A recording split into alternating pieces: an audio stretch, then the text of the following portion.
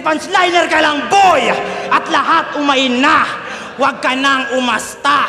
Kung may ace ng baras, ito yung gay na ungas sa takuang kumasta.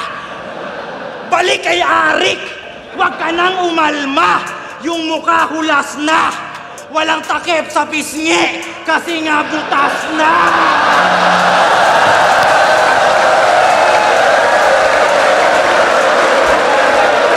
Kapag pinag-usapan ang mga MC na may kakaibang kombinasyon ng comedy, wordplay at technical na pagsulat, isa sa mga pangalan na hindi pwedeng mawala ay si K-Ram.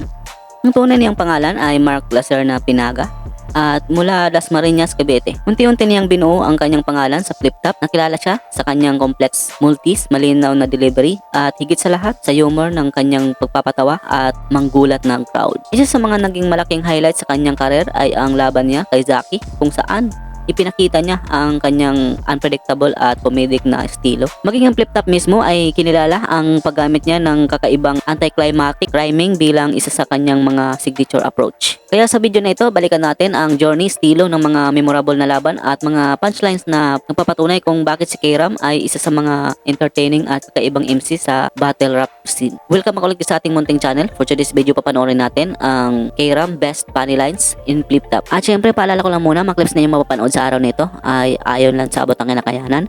At kung meron ako hindi nasama ay mas mabuti pa sa mismong YouTube channel kayo ng Flip Top manood para sulit ang inyong panonood. So simulan na natin to. Let's go!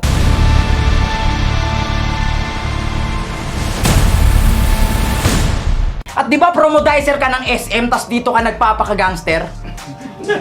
So wala na pala akong kailangan patayin kasi matagal na tong dicer. Pwede ba yon? Pwede na yon. Eto nga, walang bumentang linya, partida, salesman to. Mas bumenta pa kahit papano yung wrong Graham ko. Pucha. Pero seryoso, tuturuan kita mag-English. Gusto mo ba ng sample buy? Alam mo kung anong English nang hanapin mo si Dagul? Find your height! Ayaw kasi tumalon sa building tuwing bagong taon kaya yung tangkad hindi sa kanya na ibahagi. Kung magiging member ka ng chakra, ikaw si ikalahati.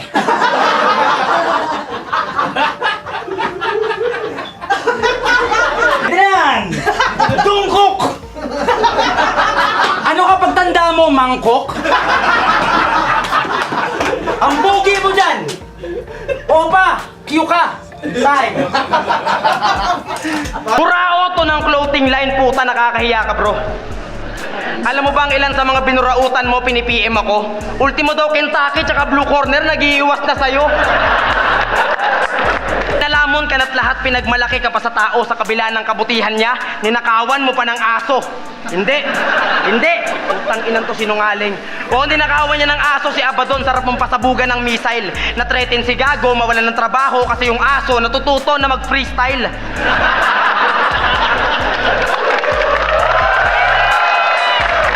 Speaking of high school life, di ba naikwento mo sa akin yung mga kalokohan nyo ni Enrile kapag PE nyo? Naniyayabangan mo si Rizal kasi maglalabas ka ng iti mo. Ang yabang ng putang inang to. Kasi one time sa reunion nila, may nagsabi sa kanya ng, "Uy, Tonyo, bumabata ka ata ngayon." Si Gago na-open, sabay sabi ng, "Tang ina mo, pre, di na ako nagaganon." Puta! Kasi adi ka. Ang makapag-session sa harap na electric pump, pinapractice niya.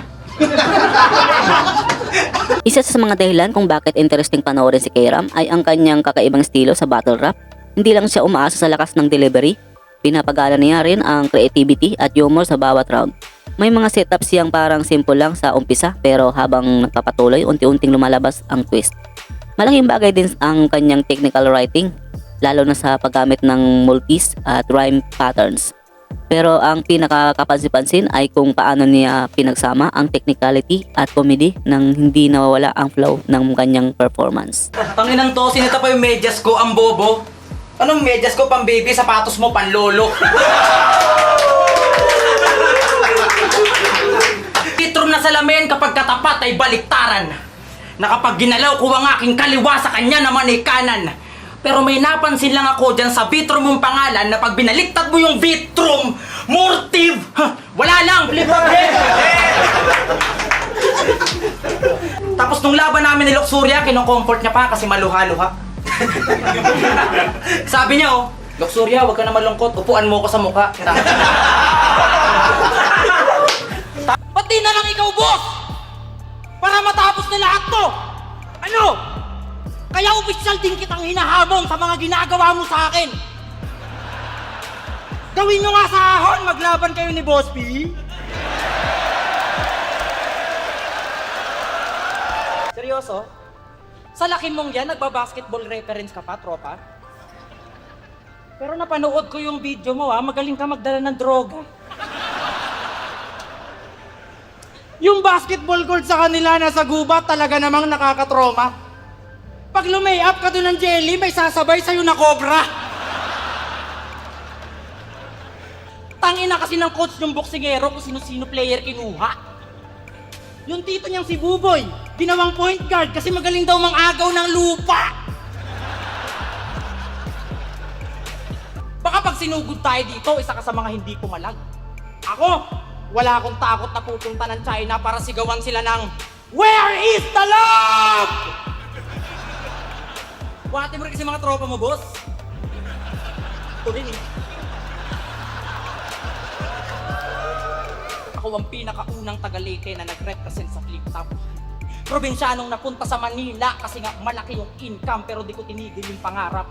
Hanggang ang tagumpay ay makapture na maging makasaysayan ang pagbabalik ko sa Leyte na parang General MacArthur. I shall reborn to be fight.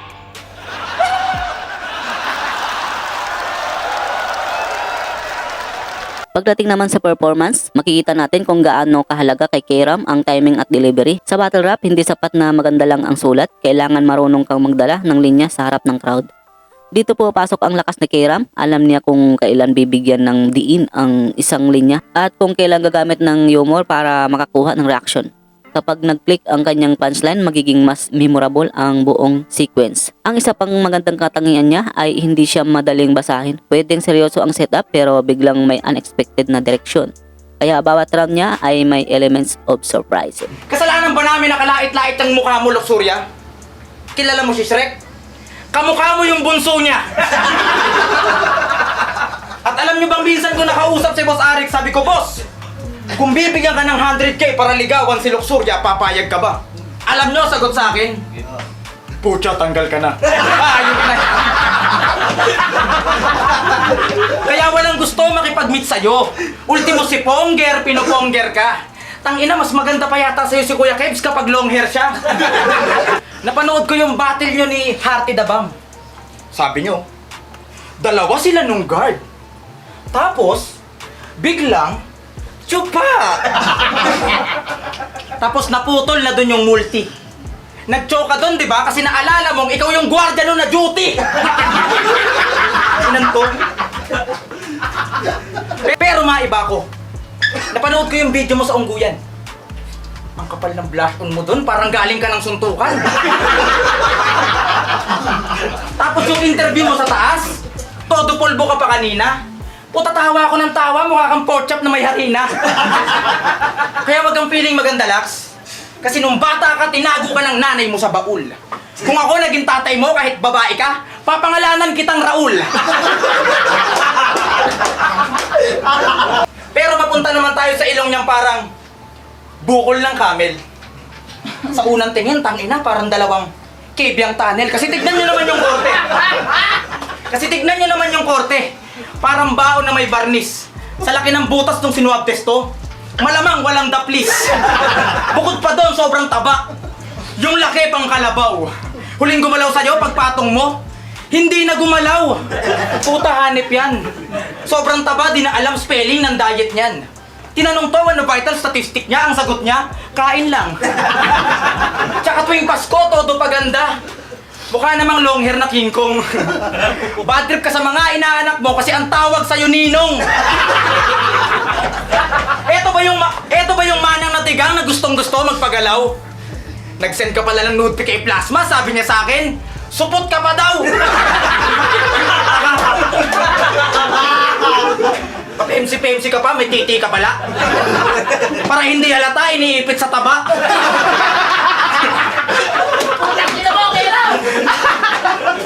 At syempre, dahil umabot ko sa part ito at kung bago ka lang nakapasyal sa channel ko, ay nanyanyahan mo na kita na mag-subscribe at pakihit na ng bell button para laging updated kung may bago ko ilalabas mga content tulad nito. At syempre, pabalo at like na ng ating Facebook page. Nag-upload ako ng mga content about sa hip-hop at flip-top. Nga pala guys, naghahanap kayo ng mga sulit na damit, cup na pamorma, at syempre yung mga flip-top collab tulad ng Real Jokes, Hype Beat, High Minds, at iba pang mga flip-top MC collab ay nandiyan po sa ating description. Ay meron po tayong mga tag product dyan na nakalagay po sa description o di naman kaya nakapop up dyan sa may video natin. Sa mga may napili na po na item at mag-order po ay screenshot nyo lang po yan at isend po sa Facebook na ilalagay natin sa description. At samahan nyo na rin ng inyong Gcash number para na rin sa 100 pesos na pamasko natin sa inyo. So ayun, magpatuloy tayo. Let's go. Boundary game! Saan pupunta? Yosi ka na naman? Tangina, wait lang! Ito ka! Sige! Ito, parang hindi ka laban ng puta. Gala ka.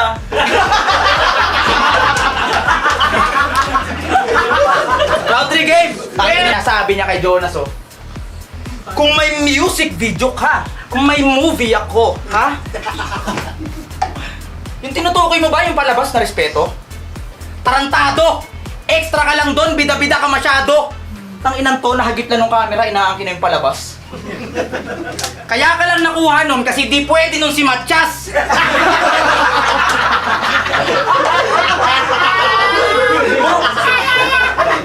Kaya nag-apply na lang ng trabaho. Pero gusto niya madalian, yung tipong walang ginagawa. Pero yung kita malakihan. May nag-alok sa kanya ng freelance pero tila napilitan kasi pagkakaintindi niya sa freelance, libre tanghalian. Ang bobo mo. At bago matapos tong round ko, at bago umabot ng gabi, gusto ko lang siyang palakpakan. Napakatapang niya kasi. Kahit lalaki yung kalaban talagang wala na siyang pake para sa akin to, karangalan.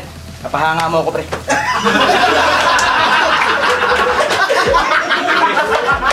Sa kabuuan, isa si Kairam sa mga battle MC na nagdadala ng kakaibang flavor sa battle rap.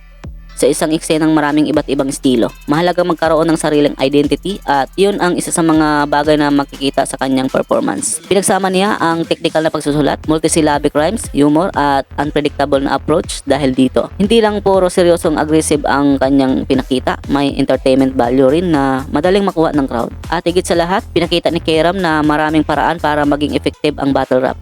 Hindi kailangang pare-pareho ang estilo ng bawat MC. Ang mahalaga ay alam mo kung paano gamitin ang sariling strength mo. Kaya sa bawat pag-akyat niya sa entablado, may sariling karakter at flavor ang kanyang performance. At iyon ang dahilan kung bakit patuloy na interesado ang mga fans sa kanyang mga laban. Maghahamon ng rapper na hindi naman bumabattle, supot! Ako, di ko gagawin yung ganyan.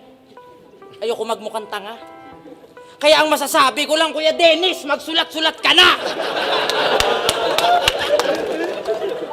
Grabe ka naman, hip-hop heads! Hindi mo sinama tong adorable person. Sinout out na yung channel mo, wala man lang kahit sa honorable mention. Laban niya kay Chris A, sabi niya, ang tagumpay mo'y kagagawa ng gulong kasi nga, well done. Kagagawa ng gulong. Well done. Pinilit i-connecta yung bars parang welding.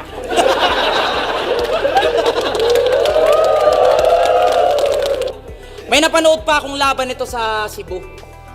At ang nasabi ko parang yung utak mo hindi mo ginagamit.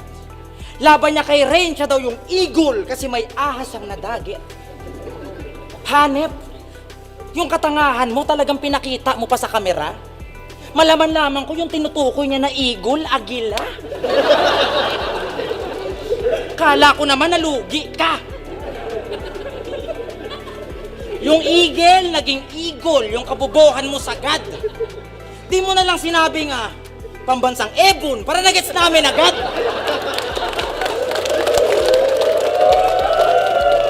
Diyan ako believe sa'yo, Brad. At talagang namamangha. Biruin mo, nakakapag-slant rhyme ka nang di mo sinasadya. Gaya nung ribat niya kay Beatroom, sabi niya, sige, ikaw na yung Santo Papa sa Vatican kasi dun ka na namamalagi. O ikaw nga yung Pope kasi yung bara mo tae. Ha? Holy shit! Nag-NBA reference pa. Siya daw ang Rookie of the Year kasi may linyang nakakaluka. Kung usapang rookie lang gago, ang kapantayan mo si Duma. Siya daw ang pinakamagaling na rookie sa batch namin, sabi niya. Tapos iiwanan niya daw basagampangan ni GL kasi nga joke kick. Grabe ka. Si Jokic pala ng Nuggets yung tinutukoy niya, tangina. Kung usapang rookie at dakdakan, ako si Albert Sambela. O ano pare, OP ka? Sa pasikot-sikot ko dinala. Ano pakiramdam magbanggit ng player na hindi mo kilala? Tatanga-tanga magbasa. Tanginan to, napakabobo. Binigyan mo lang ng bagong teammate si Nestor Asaytono. Maraming salamat sa panonood. Kung nagustuhan mo ang video na ito, huwag mong kalimutan i-like, share, at mag-subscribe sa channel na ito para mas marami pa tayong ma-upload na content. Pindutin mo na rin ang notification bell para lagi kang updated sa mga bagong videos. Comment mo na rin sa baba kung anong gusto mo pang makita sa sunod nating content. Hanggang dito na muna. This is Balitaan TV at kita-kits sa susunod na video. Maraming salamat. Peace out.